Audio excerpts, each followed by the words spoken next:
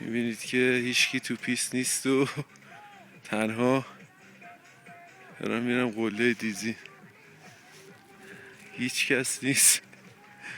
چه هوای جای همگی خالی.